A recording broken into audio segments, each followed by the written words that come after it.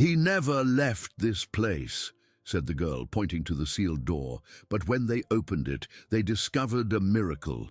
Comment what you thought of this story, giving it a score from 0 to 10, and tell me what city you're watching from. I really want to know if you liked my story and get to know you better, so subscribe to my channel to support my work. I'm counting on your help. The BMW's engine purred softly through the cobblestone streets of Charleston's historic downtown district when a small figure darted out from between the parked cars. William Montgomery, 52, adjusted his sunglasses and slammed on the brakes, making the tires screech against the wet asphalt of the rainy March afternoon. The girl who had appeared in front of his car couldn't have been more than 4 years old. Her bare feet were caked in mud, her faded pink dress was torn in several places, and her tangled brown hair fell over a face marked by recent tears. But it was her eyes that made William hesitate before honking in irritation. They were large, dark, and held a desperation that shouldn't exist in the gaze of such a young child. "He never left here," the girl cried, running to the driver's window and banging on the glass with her small hands. "The good man never left. He's crying." William partially lowered the window, keeping his distance. As a successful businessman in the construction supply industry, he was used to handling difficult situations, but this scene made him uncomfortable. The light rain that had been falling since noon had emptied the streets, and there was no one nearby who could be responsible for this child. "Where are your parents?" he asked, watching as the girl shivered from cold and fear. "I don't know," she replied, wiping her nose with the back of her hand. "My name is Emily Carter, and the good man is trapped in there." The little girl pointed firmly to a yellow colonial townhouse across the street, with blue-painted wooden windows and a main door sealed with wooden planks that looked like they had been nailed shut a long time ago. William knew that property. It was the Thompson family mansion, one of the most traditional in the city. Beatrice Thompson, a 78-year-old widow, had lived there alone since her husband passed away 15 years prior. The woman had always been known for her kindness to neighbors and her active participation in community bake sales and town parades. "He cries every night," Emily continued, moving closer to the car. "I hear him from the street. He bangs on the wall and calls for someone, but nobody hears him, only I do." A strange feeling settled in William's chest. There was something in the child's sincerity that disturbed him. It wasn't just her evident state of neglect, but the precision with which she described something that seemed impossible. Beatrice Thompson lived alone. Everyone knew that. "How long have you been on the street?"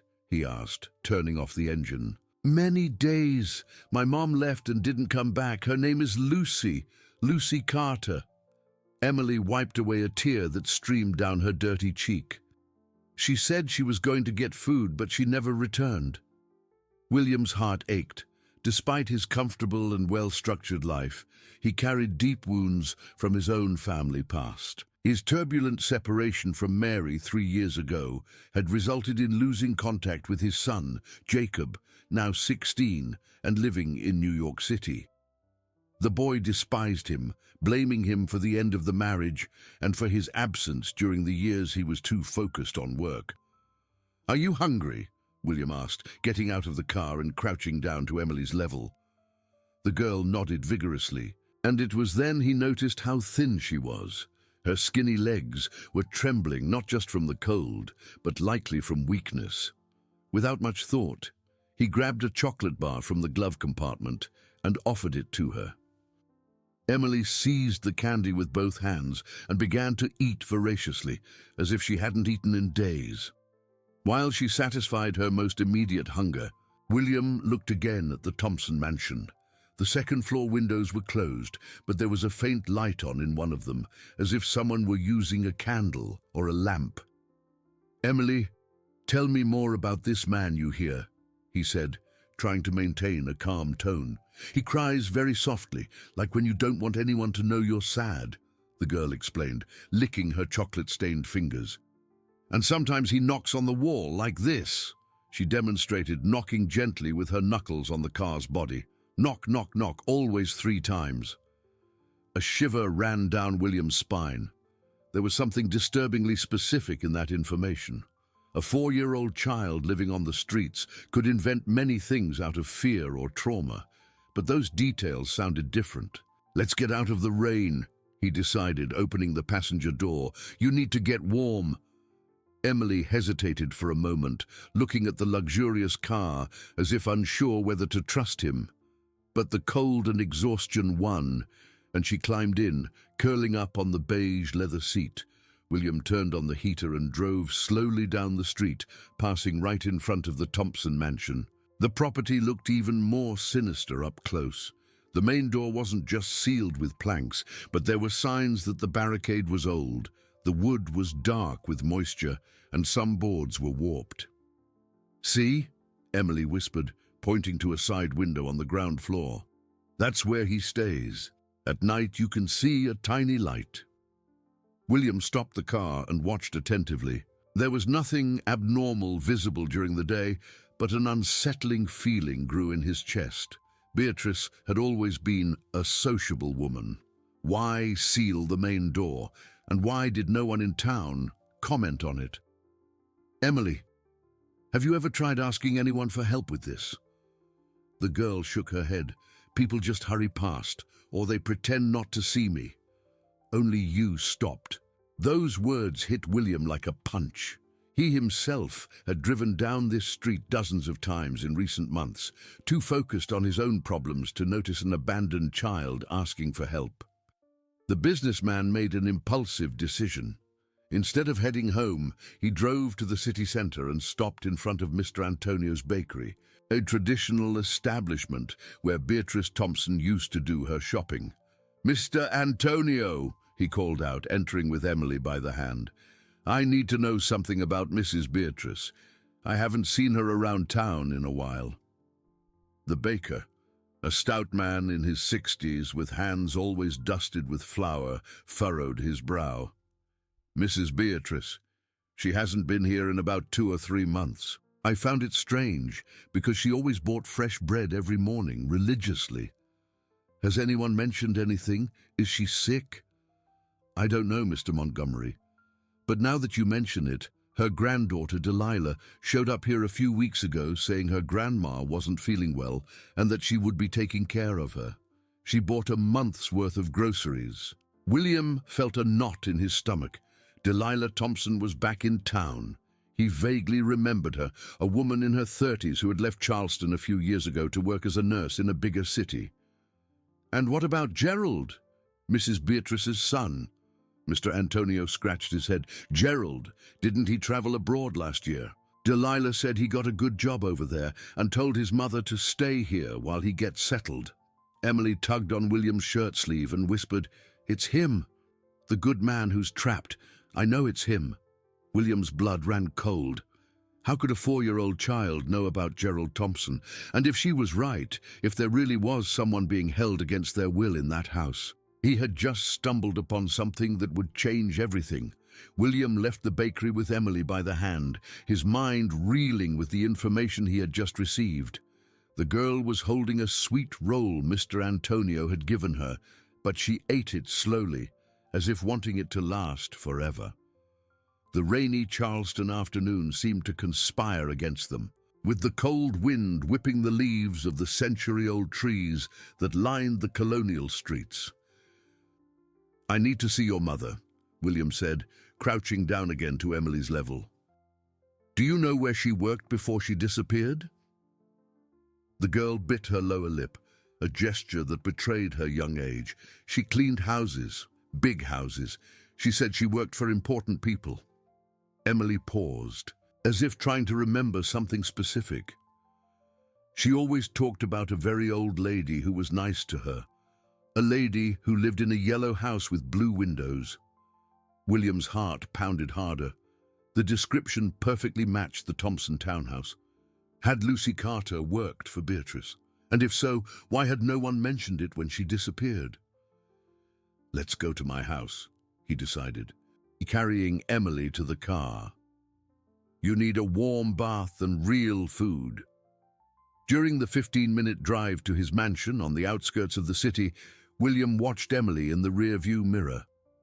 The child had fallen asleep in the back seat, exhausted, and he felt a pang of pain in his chest.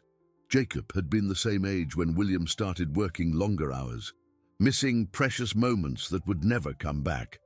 William's house was a modern two-story building with large gardens and a pool he rarely used. Since the separation, the place felt too big, filled with the echoes of a family life that had fallen apart. He carried the sleeping Emily inside, setting her up in the guest room he had prepared years ago for Jacob's visits that never happened. While the girl slept, William called Francis Almeida, his 60-year-old neighbor who knew all the town gossip. If anyone knew about Lucy Carter's disappearance, it would be her. "Francis, I need some information. Do you know a woman named Lucy Carter? She disappeared a few months ago." "Oh, yes." Francis's voice sounded worried on the other end of the line. "Poor Lucy. She worked for Mrs. Beatrice for almost 2 years. A good girl, very dedicated, but she vanished into thin air, even left clothes at her employer's house." "And her daughter?" "What daughter?" Francis seemed genuinely surprised. "Lucy didn't have any children, William. At least she never mentioned anything about it." William felt the ground give way beneath his feet. Had Emily lied, or was something far more complicated going on? "Francis, can you give me the address of the house where Lucy lived?" "It was a shack in the Hope's End neighborhood, but it's already been demolished, William. The city council cleared that whole area late last year." After hanging up, William paced the living room, trying to piece together a puzzle that seemed impossible. Emily woke up 2 hours later, frightened, screaming for her mother. He rushed to the room and found the girl huddled in the corner of the bed, trembling. "It's okay," he said softly, sitting on the edge of the bed. "You're safe here." "Where's my mommy?" Emily cried. "She promised she'd come back." William took a deep breath. "Emily, I need you to be very honest with me. Is your mother's name really Lucy Carter?" The girl nodded vigorously. "And she worked for Grandma Beatrice. She said Grandma was very good, but that something strange was happening in the house." "What kind of strange thing?" "My mom said she heard strange noises at night, like someone was walking in the attic, but Grandma Beatrice said the house was empty." Emily wiped her tears. "And there was a new lady who arrived and bossed Grandma around a lot. My mom didn't like her. Delilah. It had to be Delilah Thompson." "Emily, did your mother ever take you to meet this Grandma Beatrice?"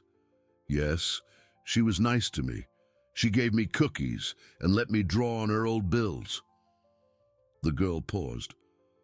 "But the last time I went there, the new lady was angry and said kids weren't allowed in the house. Grandma Beatrice looked sad, but she didn't say anything." William felt anger rising in his chest. A picture was beginning to form in his mind. Lucy worked for Beatrice, witnessed something she shouldn't have, and then mysteriously disappeared. Emily was left behind, probably because revealing her existence would complicate the situation even more. The next morning, William made a risky decision. He left Emily with Carmen, his trusted housekeeper, and drove to the Thompson townhouse. This time, he wouldn't be content with observing from afar. He knocked on the side door of the house, the only one that seemed accessible. Delilah Thompson answered after a few minutes, and William had to force himself to maintain his composure. The 35-year-old woman looked different from how he remembered. Thinner, with deep, dark circles under her eyes and a nervous gaze that couldn't settle on one point. "Mr. Montgomery, what a surprise," she said, forcing a smile. "What brings you here?" "I came to check on your grandmother. I haven't seen her in town for a while." "Oh yes, Grandma isn't doing too well. Health problems, you know how it is." Delilah blocked the entrance with her body. "But I'm taking good care of her. I'd like to say hello." "Today isn't a good day. She's sleeping and needs her rest." William forced a friendly smile. "Delilah, I met a child who's looking for her mother, Lucy Carter. She worked here, didn't she?" Delilah's face hardened for a fraction of a second before returning to a controlled expression. "Lucy? Oh yes, but she left months ago, said she found work in another city." "And she didn't leave any contact information?" "No, she left rather suddenly. You know how it is." Delilah began to close the door slowly. "I'm sorry, Mr. Montgomery, but I need to get back to my grandmother." "Of course. My best to Mrs. Beatrice." William walked away from the house, but he didn't leave. He parked the car 2 blocks away and walked back, circling the block to observe the property from behind. The Thompsons' backyard was surrounded by a high wall, but there was a large tree that allowed a partial view of the second floor. It was then that he saw something that made his blood run cold. In one of the upper floor windows, for just a few seconds, a man's face appeared. He was bearded, thin, and his desperate eyes met William's for an instant before a female figure, Delilah, pulled him forcefully back inside. Gerald Thompson was alive, and he was being held prisoner in his own home. William ran back to the car, his hands trembling as he grabbed his phone. But who to call? The police? What if it was a misunderstanding? What if Delilah convinced everyone he was making up stories? He needed evidence, solid evidence. That night, after putting Emily to sleep, William made a decision that would change everything. He would return to the Thompson townhouse in the middle of the night. If Emily was right about the nightly noises, maybe he could record something to prove his suspicions. As he planned his nocturnal investigation, he didn't know that Delilah had recognized him from the window, and that, at that very moment, she was making calls that would put much more than just Gerald in danger. The night was approaching, and with it, discoveries that would transform the lives of everyone involved forever. At 2 in the morning, William was parked 3 blocks from the Thompson townhouse, wearing dark clothes and carrying his phone and a small flashlight. His heart pounded in his chest as he walked through the deserted streets of Charleston, avoiding the lampposts that could reveal his presence. The rain had stopped, but the damp air carried the smell of wet earth and decaying leaves. The colonial houses looked like sleeping ghosts under the faint light of the crescent moon. When he reached the Thompson street, he hid behind a parked car and observed the yellow townhouse. The house was completely dark, except for a faint light coming from the side window on the ground floor, exactly where Emily had pointed. William activated his phone's recorder and began to approach cautiously. It was then that he heard the noises. Knock, knock, knock. 3 faint but distinct knocks coming from inside the house, then silence. A few minutes later, the knocks repeated, always in the same pattern of 3. William felt a shiver run down his spine. Emily was right. Someone was trying to communicate through the walls. He moved closer to the side window, crouching behind the overgrown shrubs that grew along the wall. Through a crack in the curtains, he could see into a small room. There was a simple bed, a chair, and sitting in it, a man he recognized immediately. Gerald Thompson was visibly thinner than he remembered, with an unkempt beard and wrinkled clothes. But he was alive. His eyes looked tired, desperate, as he stared intently at the wall as if waiting for some response to his signals.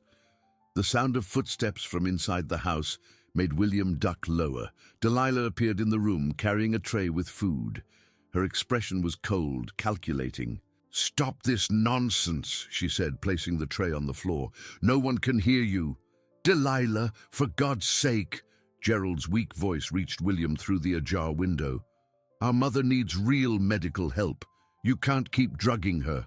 Mother is well taken care of, and she'll stay that way as long as you don't sign the papers." "I'll never sign them." "You're stealing the family inheritance." Delilah laughed bitterly. "Inheritance? You think I care about this old house?" "Gerald, you don't understand anything. There's much more at stake here." William switched to his phone's video function, recording everything he could capture of the conversation. It was the evidence he needed, but something in Delilah's voice unsettled him. There was an urgency, a fear she was trying to hide. "What do you mean by that?" Gerald asked. "That little friend of yours, the maid, she found out things she shouldn't have. Lucy was too curious for her own good." William's blood ran cold. They were talking about Emily's mother. "Where is she, Delilah? What did you do to Lucy?" "She's fine. She's being taken care of, just like you."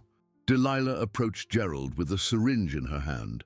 "Now stop making noise. We don't want to wake the neighbors." William saw Gerald try to resist, but he was clearly too weak to fight his sister. Delilah injected him with something, and within minutes the man started to grow drowsy.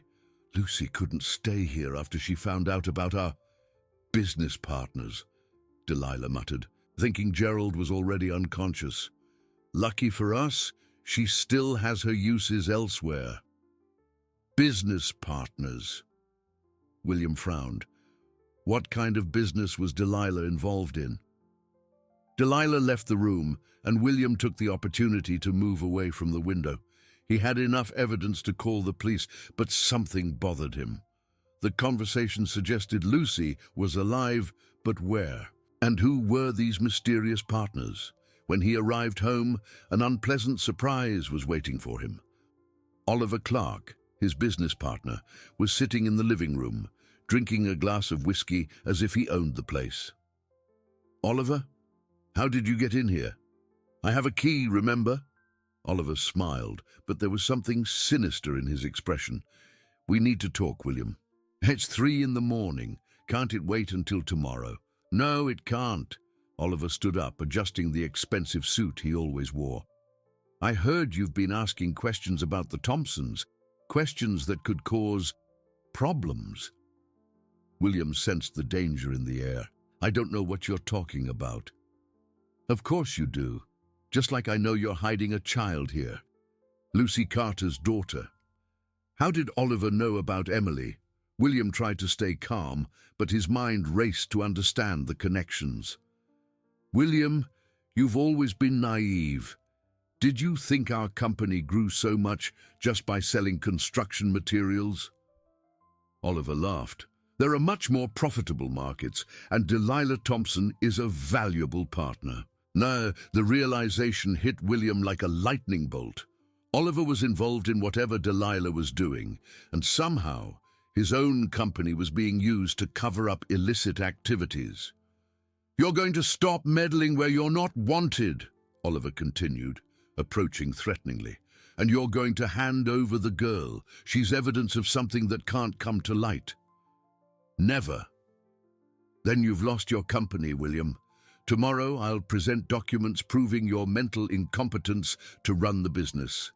I have a doctor's report, falsified financial statements, everything I need." William felt his world fall apart. "How long have you been planning this?" "Months. And you know what's most ironic? Your ex-wife Mary helped me prepare all the paperwork. She still has access to your personal documents, after all." Mary, his own ex-wife, was conspiring against him with his business partner. William remembered the strange calls Mary had made in recent weeks, feigning concern for his well-being. "You two." William could barely form the words. "Mary and I came to an understanding a long time ago. She always felt you didn't value her enough." Oliver grabbed his coat. "You have until noon tomorrow to hand over the girl. After that, things will get very complicated for you." After Oliver left, William sat in the darkness, processing everything he had discovered. It wasn't just about Gerald being held prisoner. There was a web of corruption involving his own company, his partner, his ex-wife, and possibly others. Emily appeared in the living room, rubbing her sleepy eyes. "Uncle William, I heard voices." He picked her up, feeling the weight of the responsibility he had taken on. "It's okay, little one. Just a man who's already left." "Was he a bad man?" Emily asked with a child's intuition. "Yes," William admitted, "he was a bad man." Are you going to protect us? You, me, and the good man from the yellow house?"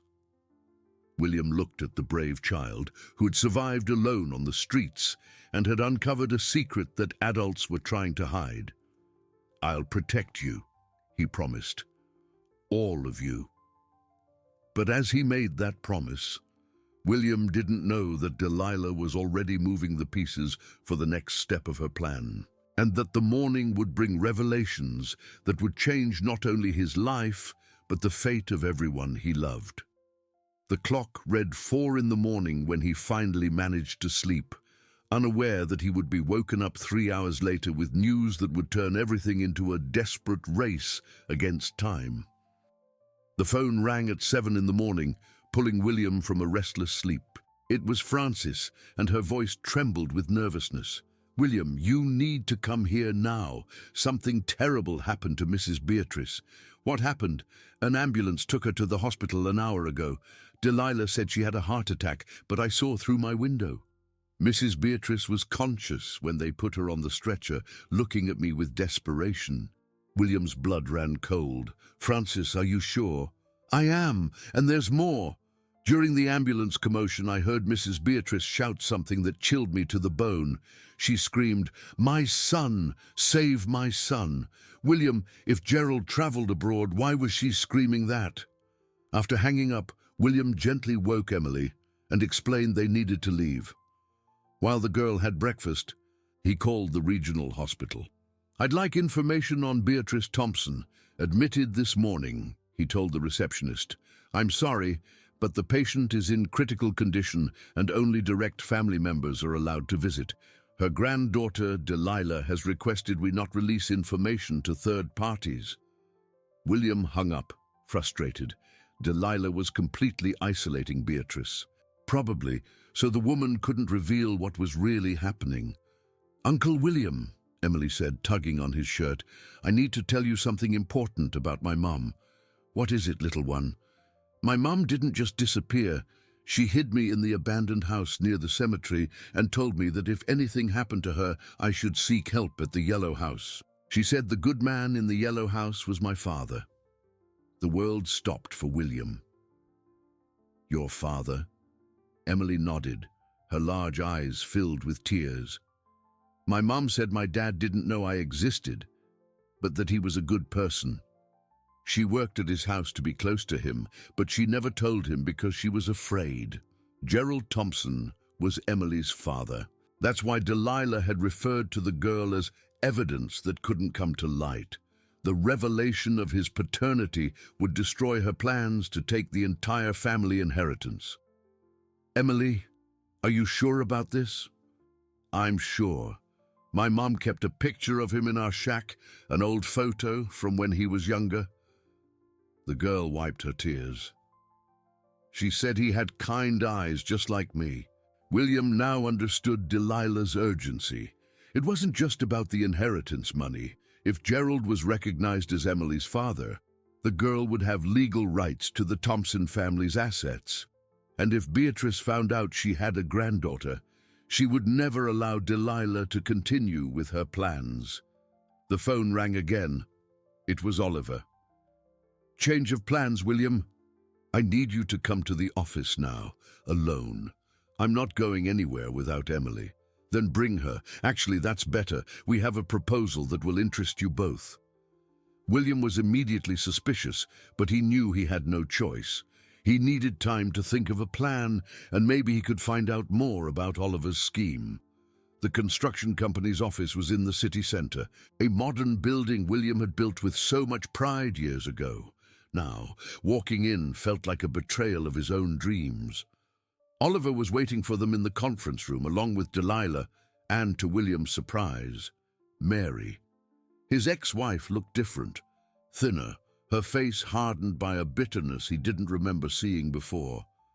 "William," Mary said without looking directly at him, "I'm sorry it has come to this." "Mary, why are you doing this? What did I do to deserve such betrayal?" "You did nothing. That's the problem." Her voice was heavy with years of accumulated resentment. "You never did anything. You only worked, only thought about money, only cared about your company.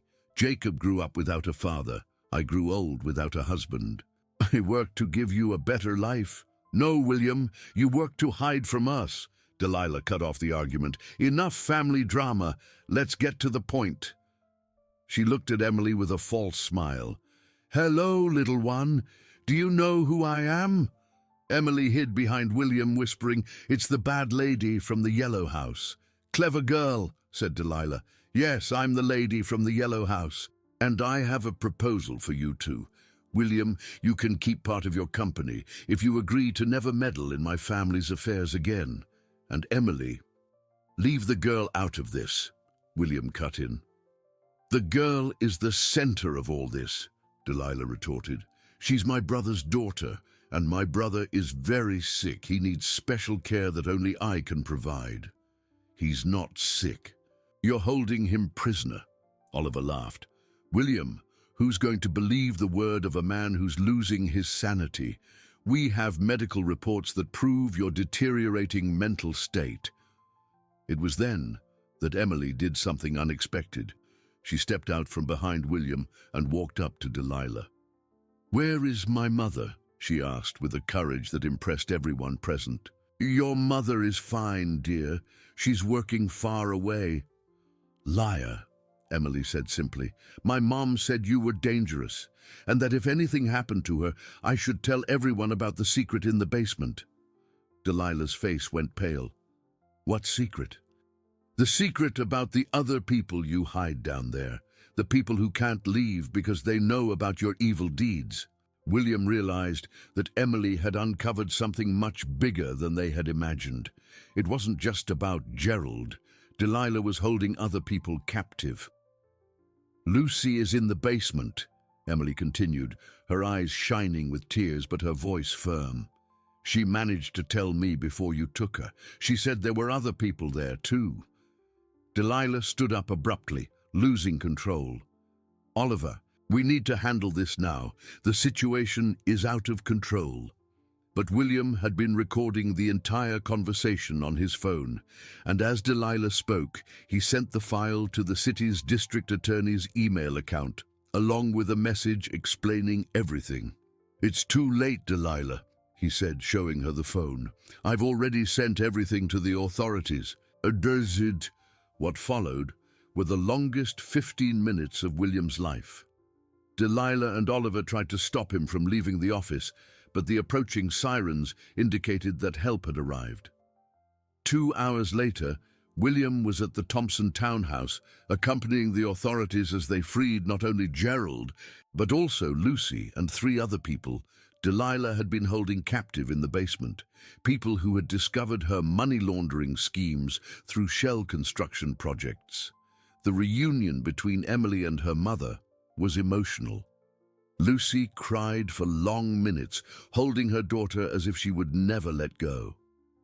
Thank you, Gerald said to William, still weak but conscious. Thank you for believing a child when no adult would. Thank you, William replied. Emily taught me how to be a father again. In the months that followed, a lot changed. Delilah and Oliver were arrested, convicted of unlawful imprisonment and money laundering. Mary, who had been manipulated more than she was an accomplice, agreed to an amicable divorce. William lost a large part of his company, but managed to keep the honest side of the business. More importantly, he reconnected with his son Jacob, who started visiting him again after understanding how his father had risked everything to save a family of strangers. Beatrice recovered completely after she stopped being improperly medicated by Delilah. At 78, she discovered she had a granddaughter and became the most doting grandmother in Charleston. Gerald gradually regained his health and took over the care of his mother and his newly discovered daughter. Lucy went back to work, this time as the manager of a small hotel William had bought, and slowly built a stable life with Emily. Emily attended a good school, had a room full of drawings of birds that now flew free, and discovered that having a family was even better than any dream she had imagined during her cold nights on the street. William learned that the greatest riches weren't measured in money or companies, but in the courage of a 4-year-old girl who had trusted him when all other adults had ignored her.